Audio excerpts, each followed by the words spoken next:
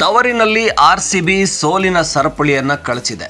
ನಿನ್ನೆಯ ಪಂದ್ಯದಲ್ಲಿ ಅದ್ಭುತವಾಗಿ RCB ಬ್ಯಾಟಿಂಗ್ ಮಾಡಿ ಜೊತೆಗೆ ಅದನ್ನು ಡಿಫೆಂಡ್ ಕೂಡ ಮಾಡಿಕೊಂಡಿದೆ. ಹಾಗಾಗಿ ತವರಿನಲ್ಲಿ ನಿರಂತರ ಸತತ 3 ಸೋಲುಗಳ ನಂತರ 4ನೇಯದ್ದು ಗೆಲುವಾಗಿದೆ. ಏನು ಟಾಸನ್ನು ಗೆಲ್ಲೋಕ್ಕೂ ಇಲ್ಲಿ ಮತ್ತೊಮ್ಮೆ RCBಗೆ ಆಗಲೇ ಇಲ್ಲ. ಮತ್ತೊಮ್ಮೆ ಟಾಸನ್ನು ಕಳ್ಕೊಳ್ತು. ರಿಯಾನ್ ಪರಾಗ್ ಟಾಸ್ ಗೆದ್ದು RCBಯನ್ನು ಬ್ಯಾಟಿಂಗ್ಗೆ ಕಳಿಸಿದ್ರು. ಅಂದರೆ ಅವರು ಫೀಲ್ಡಿಂಗ್ ಆಯ್ಕೆ ಮಾಡಿಕೊಂಡ್ರು. ಅಲ್ಲೇ ಮತ್ತೊಮ್ಮೆ RCBಗೆ ಮಿಸ್ ಹೊಡಿತಾ ಇದೆಯಾ, ಪ್ರತಿ ಬಾರಿ ಟಾಸ್ ಸೋಲೋದು, ಬ್ಯಾಟಿಂಗ್ ಇಳಿಯೋದು, ಚೇಸಿಂಗ್ ಅವಕಾಶ ಸಿಗದೇನೆ ಸೋಲೋದು ಆಗಿತ್ತು.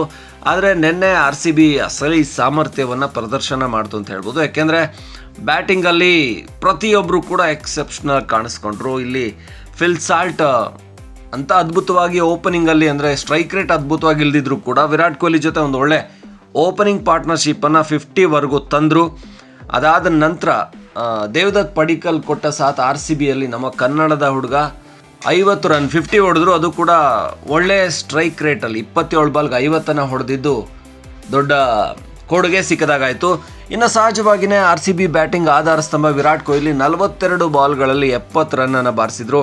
ಇವತ್ತು ಕೊಹ್ಲಿ ಶತಕ ಹೊಡಿತಾರೆ ಅಂತಲೇ ಮತ್ತೆ ನಿರೀಕ್ಷೆ ಮಾಡ್ತಾಯಿದ್ರು. ಆದರೆ ಅದು ಸಾಧ್ಯ ಆಗಲಿಲ್ಲ. ಇಲ್ಲಿ ವಿರಾಟ್ ಕೊಹ್ಲಿಯ ಬ್ಯಾಟಿಂಗ್ನ ಜೊತೆಗೇನೆ ಟಿಮ್ ಡೇವಿಡ್ ಹಾಗೆ ಜಿತೇಶ್ ಶರ್ಮಾ ಕೊನೆಯಲ್ಲಿ RCBಗೆ ಉಪಯುಕ್ತ ಒಂದು 20-23 ರನ್ಗಳ ಕೊಡುಗೆಯನ್ನು ಕೊಟ್ಟಿದ್ದು RCB ಗೆಲ್ಲೋದಕ್ಕೆ ಕಾರಣ ಆಯಿತು. RCB ಭರ್ಜರಿ ಗೆಲುವನ್ನು ಕಾಣ್ತು ಅಂತ ಹೇಳೋದಕ್ಕಿಂತ ಒಂಥರ ಏನು ರಾಜಸ್ಥಾನ್ ರಾಯಲ್ಸ್ ಕೂಡ ಅಷ್ಟೇ ಚೆನ್ನಾಗಿ ಬ್ಯಾಟಿಂಗನ್ನು ಮಾಡ್ತು. 194ವರೆಗೂ ಕೂಡ ಅವರು ಬಂದಿದ್ದು.